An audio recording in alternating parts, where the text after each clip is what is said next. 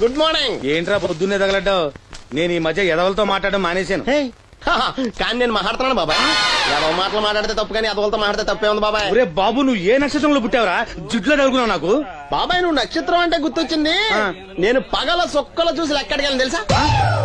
ఏంటి పగల చుక్కలు చూసి లెక్కెడతావా? నీతో లెక్కెట్టిస్తాను కూడా. ఏంటి ఎగసెకాల? ఏదో ఒకసారి ఎదవం చేసావని ప్రతిసారి ఎదవం చేసేద్దాం అనుకున్నా నన్ను. ఓసారి అయినాడు అత్తమైన అవ్వేటి తొందరలో కట్టించండి.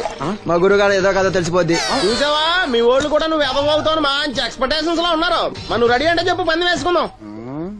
పందెం అది కాస్కా లేవు లేవు. ఏంటయ్యి సొక్కలో? నువ్వు చూపిస్తానది ఆకాశంలో కదా. అవి నక్షత్రాలు ఈ సొక్కల. నేను రెండోసారి కూడా అర్థం చేస్తాను.